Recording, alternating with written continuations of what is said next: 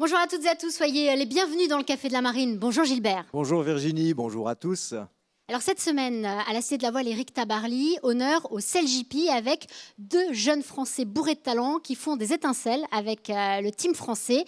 Ils sont respectivement barreurs et régleurs d'ailes du bateau tricolore et ils ont terminé 5e à Christchurch en Nouvelle-Zélande après s'être imposés un mois plus tôt en Australie. Résultat, ils sont 3e au classement général de la saison et ils ont toutes les cartes en main pour aller disputer la grande finale à San Francisco en mai prochain. Comment abordent-ils cette dernière ligne droite? Comment sont-ils passés de l'olympisme au pilotage de ces machines incroyables? Quel regard portent-ils sur leur progression et sur la concurrence? Mais aussi, quels sentiments les animent à l'aube de disputer la prochaine Coupe America comme piliers du défi français? Quentin Delapierre et Kevin Péponnet sont là pour nous répondre. On les accueille. Bienvenue messieurs.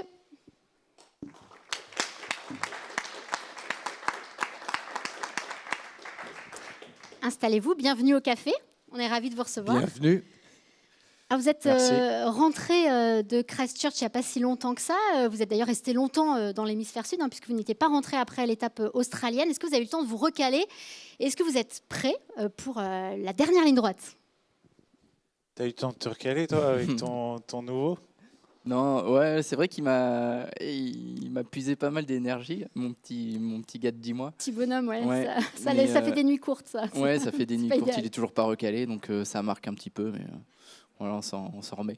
Alors, on va revenir sur, il y a une dizaine de jours, vous étiez en lice à Christchurch pour un Grand Prix où les Canadiens ont créé la surprise en remportant cette épreuve devant les Néo-Zélandais et puis les Australiens. La première journée, c'était idéalement passé et puis la deuxième a été plus compliquée. Petit problème de communication, petites erreurs aussi. Vous avez terminé 5e, donc vous n'avez pas pu accéder à la grande finale. Il y avait un peu de frustration à l'issue de ce Grand Prix. Un petit peu, ouais. On a eu quelques, comme tu l'as dit, quelques petits soucis, mais on les a plutôt bien gérés. On les a pas trop vus à bord. Mais c'est vrai que quand Kevin il commence à faire des signes du bras pour essayer de me guider parce que son micro marchait pas, ça devient compliqué à 40 nœuds, quoi. Voilà, Ouais, on verra que la communication est bien rodée à bord. Et voilà, et que c'est essentiel la communication. Mais il y avait eu cette première manche avec une belle victoire. Et tu avais dit, Quentin, que c'était la manche la plus aboutie que vous ayez disputée. C'était important de reproduire ce type de performance après votre récital de Sydney. Vous aviez remporté 3 manches. Une manière de transformer l'essai, de montrer que ce n'était pas un coup de grâce isolé. Oui. Après, on navigue pas non plus pour ça, mais c'est vrai que là, Christchurch, c'était un peu spécifique. On n'a pas eu du tout d'entraînement, on n'a même pas eu d'échauffement, et on a lâché les amarres du Zodiac. Et il y avait 4 minutes avant le départ, donc c'était CLGP vraiment à son apogée. Et non, ouais, c'est sûr qu'on a gagné du coup 4 courses d'affilée. Et voilà, c'est encore l'équipe qui continue de progresser et qui découvre de nouvelles facultés. Et c'est génial. Et on va parler justement de ce récital à Sydney et de ces 3 manches que vous aviez gagnées là-bas. Quels ont été les enseignements? J'imagine que vous avez savouré évidemment cette victoire. Vous avez beaucoup débriefé aussi, c'est important, même quand on est performant. Kevin? Oui, c'est important parce qu'il faut aussi se congratuler quand on fait des belles choses et je pense qu'on le fait peut-être pas assez et ça donne de la confiance pour la suite. Ça a été un récital au niveau des résultats. On s'est senti super à l'aise à bord malgré l'intensité de la journée où on était avec des ailes de 18 mètres comme on voit à l'image. Et on était sur le haut de range de navigation sur ces bêtes-là. Donc ça confirme aussi que vous êtes bien à l'aise quand il y a du vent fort. Vous marchez bien dans la brise, c'est intéressant, c'est important aussi. C'est bon, c'est chaud. Je sais plus ce qu'il nous avait sorti, Francis. Barbare de brise. Barbare de brise. Francis. Ah, c'est votre nouveau surnom. Non, on aime bien toutes les conditions. Sûr que je pense qu'on au niveau résultat, on s'exprime peut-être plus quand il y a du vent. Mais après, c'est pas. Voilà, il faut que On voit les images là. Ouais, on progresse, on est aussi à l'aise dans les conditions légères, donc non, quelles que soient les conditions qu'il y aura à San Francisco, on va y aller de la même manière. Et alors avant d'aborder cette étape de San Francisco, vous êtes 3e au classement général. C'est très très serré avec les Anglais de Ben Hensley. Ça promet un super match aussi à San Francisco. Crunch. Ouais, un autre crunch. Et puis là, c'est le meilleur marin de tous les temps. Donc pour des jeunes comme nous, c'est assez génial en fait de pouvoir jouer ça dans une carrière de marin. C'est le premier truc qu'on s'est dit en fait, c'est qu'on allait jouer Ben Hensley. Enfin, moi je parle pour moi, mais j'ai regardé toutes ces medal races, toutes ces médailles C'est un spécialiste olympiques. du match race en plus. Voilà. Et voilà, justement ce matin on en a un peu discuté avec Thierry Douillard et le préparateur mental et je crois qu'on a des beaux vatous à jouer et que les Anglais n'ont pas, donc à nous d'y croire et d'y aller pour jouer et leur mener la dragée haute. Il y a du beau monde, hein. On parle de Ben Hensley, mais il y a un sacré gratin quand même. Est-ce que vous imaginez, il y a James Pithill notamment, il y a Tom Zingsby, il y a Peter Burling. Est-ce que vous imaginiez, quand vous êtes arrivé sur ce circuit, pouvoir rivaliser avec ces marins-là qui vous ont fait rêver quand vous étiez un peu plus jeune aussi? Oh non, je réalise toujours complexe. pas. Enfin, puis on parle de Ben Hensley, mais on faisait les comptes de tous les médaillés olympiques qui sont à bord du bateau anglais. Il y a du lourd. Ils ont plus Il y de a 10 du très breloques lourd. olympiques. Donc voilà, ça pèse. Et, mais on est sur un autre circuit, on n'est pas en olympisme et on est dans une super dynamique. Donc voilà, on a des vatous comme... Ne tremblez pas. Ouais, exactement. Puis ça va être un duel dans le duel. Voilà, on va se régaler, je pense, sur San Francisco. Alors justement, le fait que vous naviguiez sans complexe, vous avez réussi à prendre en main ces machines incroyables quand même dans un temps relativement court. Et parce qu'il n'y a pas si longtemps, vous étiez dans l'olympisme, toi en 4,70, Quentin, tu étais en Accra 17. Vous partagiez aussi votre chambre au JO et puis vous rêviez peut-être déjà un peu de ce circuit CLGP. Quentin, toi, tu as poursuivi justement cette idée. Tu as eu l'opportunité de prendre la barre du F50 français à la suite de Billy Besson. C'est à la fois une reconnaissance de ton talent, mais aussi une sacrée responsabilité. Ouais, c'est sûr. Quand tu arrives sur CLGP en tant que jeune skipper, tout de suite tu ressens ça, toute la pression du circuit et puis aussi moi pour être très clair, sur ce circuit il y a pratiquement tous mes idoles.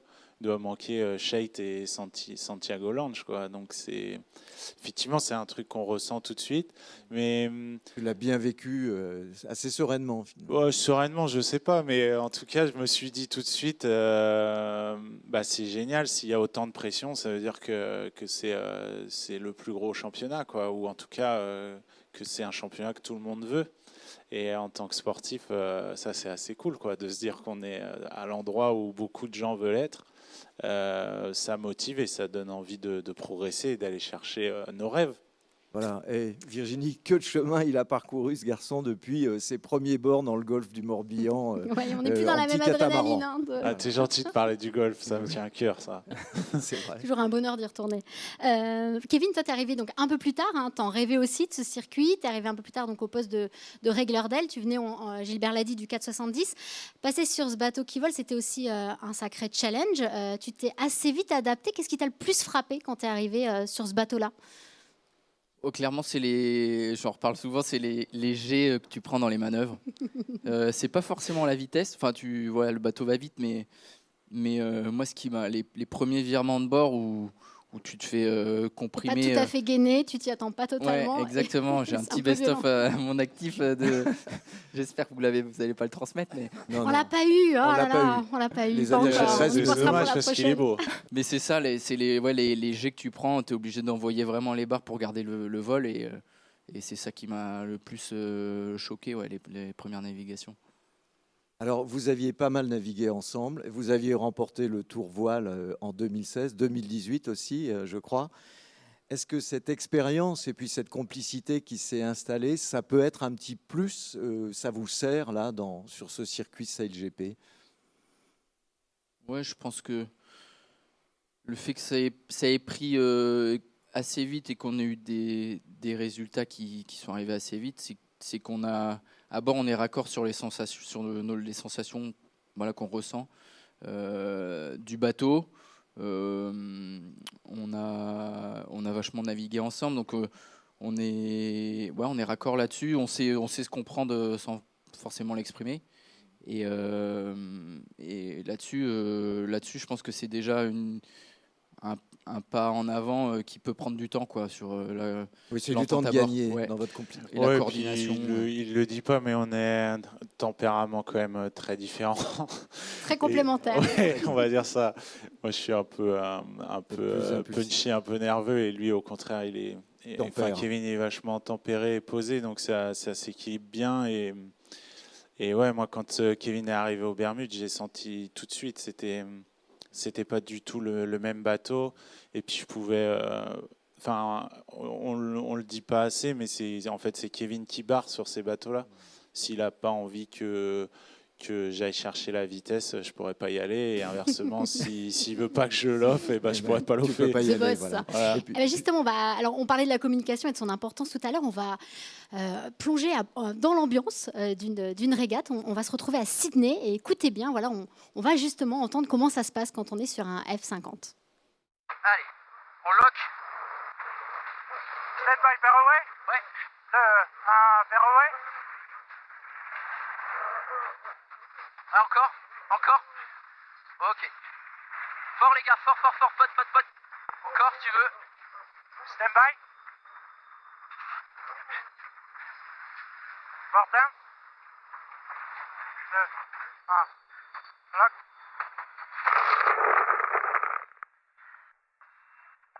Board up, attaque. J'ai. Allez, attaque fort. Ok. Fire. Doucement. Ouais. Va peut-être falloir ralentir. Non. Je peux pas, j'ai l'espagnol. Full speed. C'est clear avec l'espagnol. Ok. Stand by, round up. 2, 1. Round up. C'est assez rempli sur la gauche du plan d'eau. Et go. Fort les gars, fort. Super. C'est sympa de revoir ces images qui illustrent bien ce que vous disiez aussi. Vous ne pouvez pas vous empêcher quand vous les revoyez d'analyser ce que vous faites à bord et puis votre On se position. chambre surtout. On se chambre pas mal. Mais on passe beaucoup de temps en fait devant.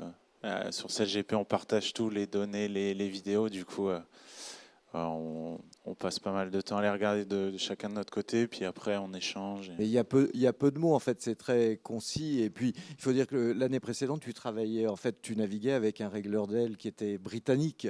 Donc, C'est Ouais. sympa d'être 100% tricolore, c'est plus facile. Ouais, après, c'était aussi intéressant. Il m'a très bien formé. C'est quand même en vidéo, c'est difficilement perceptible, mais c'est un peu un engin de mort, un F50.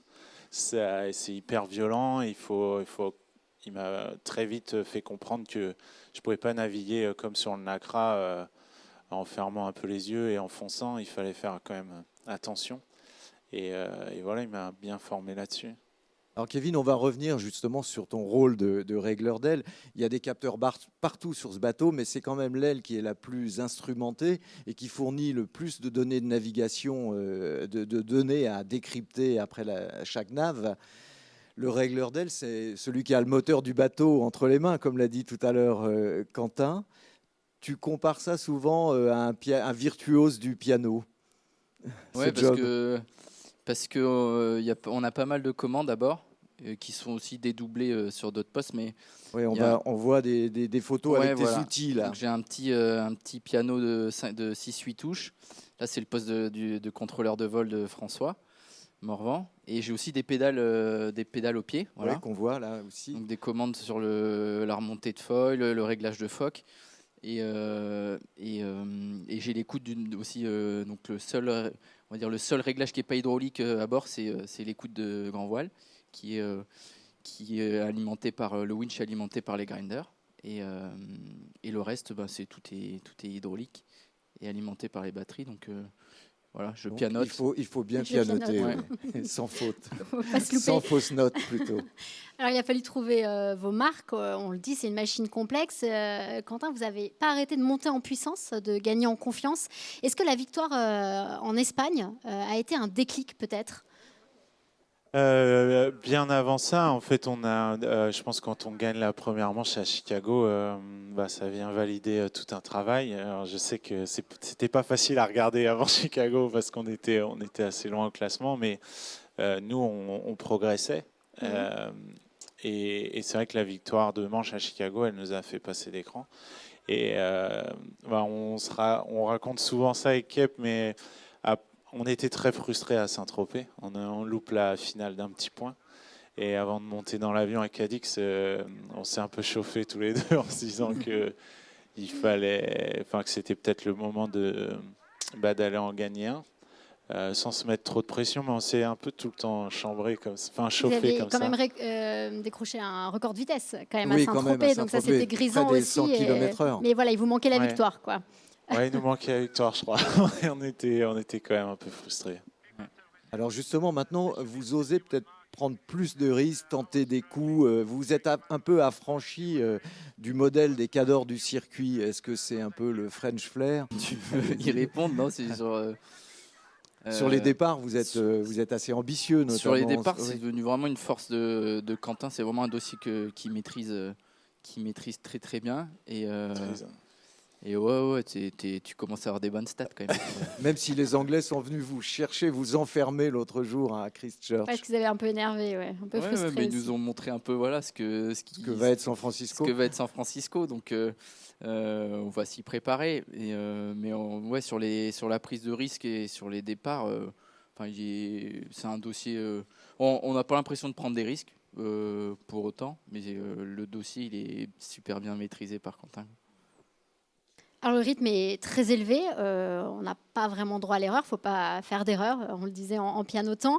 Ces bateaux sont assez incroyables, on parlait de ce record de vitesse à Saint-Tropez, vous êtes à près de 100 km/h, donc c'est assez fascinant. Et en même temps, donc il y a ce côté grisant, mais un peu flippant aussi. Clairement, est-ce que vous faites peur? Est-ce qu'on se fait peur? Je pense vraiment que moi j'ai découvert ce que c'était qu'un shot d'adrénaline. Le premier board racing, c'est quand même un truc à vivre, surtout à Saint-Tropez, c'était dément, quoi. Il y avait Parce beaucoup que- de vent en plus Ouais. à Saint-Tropez. C'est un C'est truc qu'on addictif. dit pas assez, c'est que en fait Kevin il maintient le safran au vent dans l'eau, ce qui tire 1 tonne vers le bas. Et quand il y a du vent comme à Saint-Tropez, tu étais tout le temps à la limite et on était au-dessus de 50 nœuds avec les 8 autres autour, quoi. Donc c'est un peu engagé. Voilà. Et puis tu rajoutes un peu de vague et là c'est Donc, l'enfer. Donc il y a quand même de vrais risques. Est-ce que vous redoutez le gros carton? Quand on regarde les images, les croisements, c'est impressionnant. À San Francisco, Peter Burling était un peu monté sur votre bateau. Un petit peu. Ouais, non, je pense qu'on se fait confiance et puis franchement l'adrénaline c'est puissant. C'est une fois que ça arrive, je sais. On n'y pense pas. Ouais, Bon, on est dans un. pas. Je parle pour moi, mais j'ai l'impression d'être dans un tunnel, quoi. Et tu penses pas au carton parce que c'est quand tu penses que ça arrive, quoi. Donc Faut pas y penser. Et il y a l'aspect technique, tactique, mais il y a aussi la concentration qui est extrême. Et donc, il y a la préparation mentale, du coup, qui est importante. Tu fais appel, d'ailleurs, à quelqu'un d'extérieur au sein du team. J'ai fait des Jeux Olympiques très décevants. Je pense heureusement qu'on était dans la même chambre, c'était bien. avez bu des coups Partagiez, ensemble, vous vous consoliez mutuellement. Ouais, c'est ça. se tire vers le À bas. un moment, on s'est dit on est quand même vraiment nuls, quoi. Et après les Jeux, moi j'ai fait une grosse réflexion sur où j'en étais sportivement et je pense que mentalement j'avais pas assez investigué le dossier. Et là, c'est vrai qu'avec Thomas Samut, on a un cador et ça se sent, quoi. Il est vraiment performant avec nous, donc pour l'instant Il est extérieur d'ailleurs au milieu de la voile. Hein. Ouais, et c'est aussi quelque chose que je cherchais. Et c'est assez génial parce qu'il comprend rien. Donc, donc ce matin, il nous a dit quoi Hauteur de voile. Ouais, si c'est Pour pas la la hauteur bonne de hauteur de voile. Oui, bon, ok, Thomas, merci. Ça fait 1 an qu'il est là. Il vous apporte autre chose. Vous le disiez, il y a cette grande finale à San Francisco. Ça, c'est voilà l'objectif qui arrive. Vous commencez à vous plonger doucement là-dedans. Il y avait un brief ce matin. Voilà, c'est important de commencer à se projeter aussi, de ne pas attendre le dernier moment. Ouais. On passe plus de temps en off, enfin en dehors des événements que sur l'événement. Et on passe encore plus de temps à analyser les datas et à se réunir autour d'une table que sur le bateau. Et oui, on prépare. On passe enfin une minute de navigation derrière ça, c'est beaucoup de temps de travail, quoi. Donc puis là, on arrive on va conclure la saison, donc on n'a pas envie de décevoir du monde et de repartir de San Francisco déçu. Ouais, puis c'est vrai que Ben a fait quelque chose qui nous a surpris à la dernière course à Christchurch. Il est venu nous chercher pour. Alors vous Il partiez bien. Il le dit d'ailleurs, il vient nous chercher pour jouer le général. Et on se retrouve à l'arrière de la flotte alors que les deux, on pouvait jouer la finale.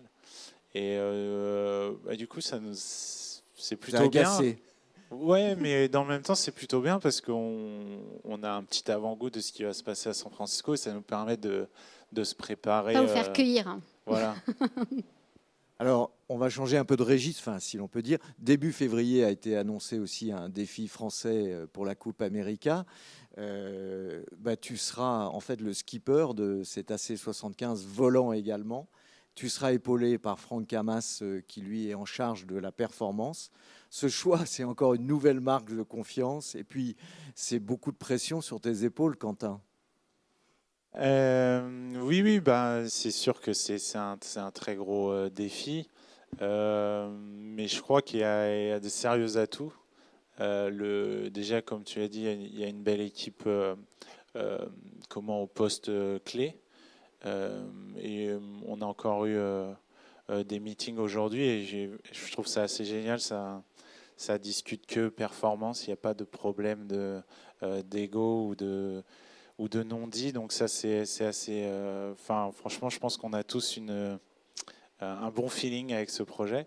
Et puis avec ce qui se passe sur CLGP, je pense qu'effectivement, ça crée un engouement aussi à l'intérieur de Orient Express Team parce qu'il y a cette légitimité sportive qui arrive et on va avoir la chance d'être adossé à un design package des Néo-Zélandais. Pour l'instant, les Néo-Zélandais, ils ne se sont pas trompés souvent. Donc, avec un peu de chance, on aura un bateau rapide. Et malgré ce package, il y a quand même un défi qui est lancé assez tardivement avec d'autres challengers qui naviguent depuis longtemps. Est-ce que vous appréhendez un peu quand même ce retard sur les autres concurrents ?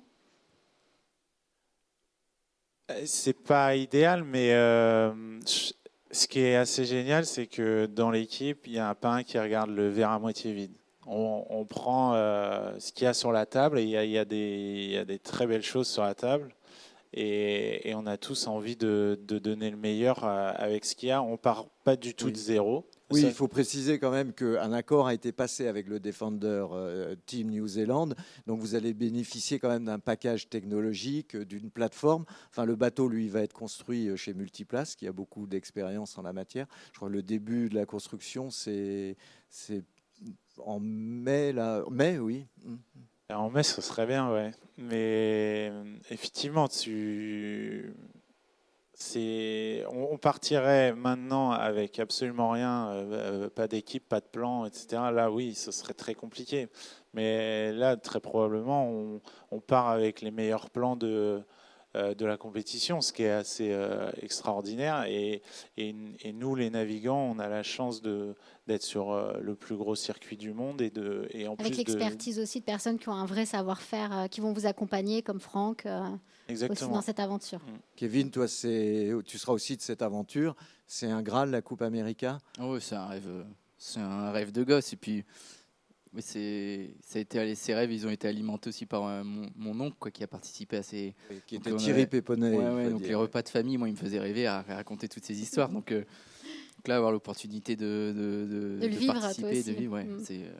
ça va être chouette. Mais écoutez, merci à tous les deux. Évidemment, on vous recevra dans ce café quand le projet sera un peu plus avancé, en tout cas quand la construction du bateau sera lancée.